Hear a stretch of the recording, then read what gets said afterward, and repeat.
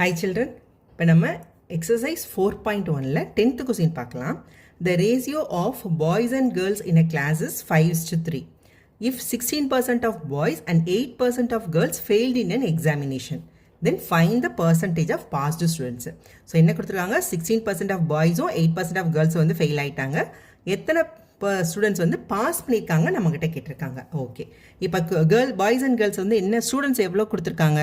So boys and girls வந்து 5:3 அப்படின்ற ரேஷியோவில் இருக்காங்க அப்படின்னு கொடுத்துருக்காங்க. ஓகேவா? இப்படின்னா என்ன அர்த்தம்? இப்போ இது ரெண்டே ஆட் பண்ண எவ்வளோ? 5 + 3 வந்து 8. அப்போ ஒரு கிளாஸில் 8 ஸ்டூடெண்ட் இருக்காங்க அப்படின்னா அந்த 8ல் 5 பேர் வந்து பாய்ஸ், 3 பேர் வந்து கேர்ள்ஸ் அப்படின்னு அர்த்தம். ஸோ அப்போ நம்பர் ஆஃப் ஸ்டூடெண்ட்ஸோட வந்து எதில் இருக்கும்? 8ஓட மல்டிப்ளிகேஷனில் தான் ஸ்டூடெண்ட்ஸோட ஸ்ட்ரென்த் வந்து இருக்கும். ஓகேவா? நம்மள்கிட்ட இங்கே வந்து ஸ்டூடெண்ட்ஸோட ஸ்ட்ரென்த்து கேட்கல, பர்சன்டேஜ் ஆஃப் பாஸ் ஸ்டூடெண்ட்ஸ் தான் கேட்டிருக்காங்க. ஓகே, இப்போ சப்போஸ் இப்போ நம்மளுக்கு ஸ்டூடெண்ட் ஸ்ட்ரென்த் தெரியாது. ஸோ நம்பர் ஆஃப் ஸ்டூடெண்ட்ஸ் வந்து நம்ம எக்ஸ்ன்னு எடுத்துக்கலாம். ஓகேவா? எக்ஸ் அப்படின்னா இப்போ இதில் எவ்வளோ பாய்ஸ் இருப்பாங்க?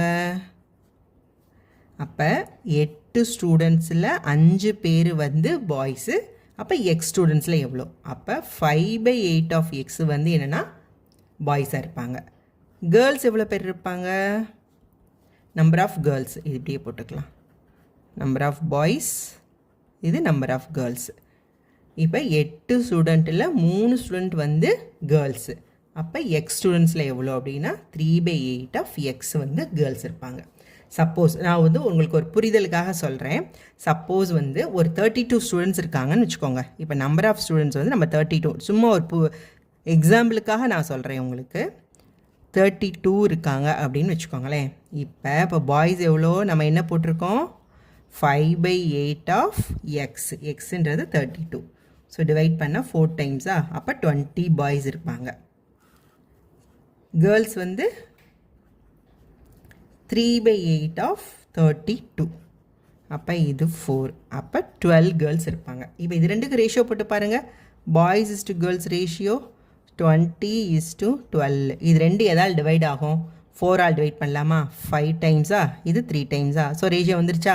5:3 வந்துருச்சா? அவங்களுக்கு அதானே கொடுத்துருக்காங்க. ஸோ இப்படி தான் வந்து ரேஷியோலேருந்து நம்ம கண்டுபிடிக்கிறது. ஓகே, இப்போ நம்ம சம்முக்கு போகலாம். ஸோ கொஸ்டினில் என்ன கொடுத்துட்டாங்க? 16% ஆஃப் பாய்ஸும் 8% ஆஃப் கேர்ள்ஸும் வந்து ஃபெயில் ஆகிட்டாங்கன்னு சொல்லிட்டாங்க. நம்ம ஏற்கனவே என்ன கண்டுபிடிச்சிட்டோம்?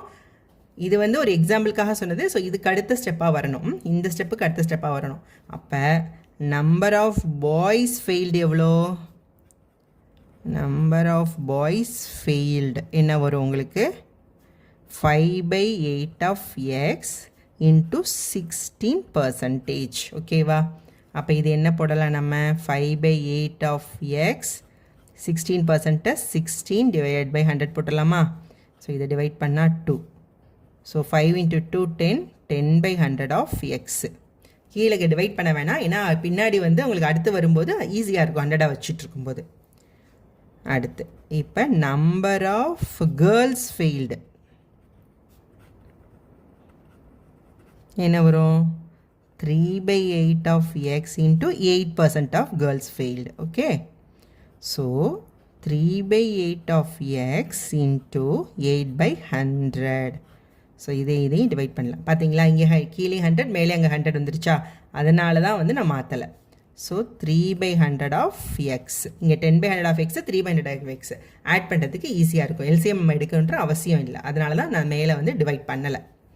ஓகே, இப்போ பாய்ஸ் எத்தனை பேர் ஃபெயில் ஆகிட்டாங்கன்னு தெரிஞ்சிருச்சு, கேர்ள்ஸ் எத்தனை பேர் ஃபெயில் ஆகிட்டாங்கன்னு தெரிஞ்சிருச்சு. ஸோ டோட்டல் ஸ்டூடெண்ட்ஸ் ஃபெயில்டு எவ்வளோ? டோட்டலாக ஃபெயில்டு ஸ்டூடெண்ட்ஸ் எவ்வளோ? எவ்வளோ? Number of boys failed number of girls ஃபெயில்டையும் ஆட் பண்ணால் வந்துருமா? So 10/100 of X plus 3/100 of X. அப்போ ரெண்டையும் ஆட் பண்ணால் 13/100 ஆஃப் எக்ஸ். அதாவது எக்ஸுன்றது ஸ்டூடெண்ட்ஸு. அப்போ 13%. இப்போ இது பண்ணால் எப்படி சொல்லுவோம்? 13% ஆஃப் எக்ஸு. அப்போ 13% ஸ்டூடெண்ட்ஸ் வந்து ஃபெயில் ஆகிட்டாங்க. இது நம்மளுக்கு புரிஞ்சிருச்சா? ஓகே, இப்போ நம்மள்ட்ட என்ன கேட்டிருக்காங்க? percentage of passed students. So percentage of passed students எவ்வளோ? சிம்பிள். எப்படி கண்டுபிடிச்சிடலாம்? டோட்டல் ஸ்டூடெண்ட்லேருந்து ஃபெயிலான ஸ்டூடெண்ட்டை மைனஸ் பண்ணிடலாம்.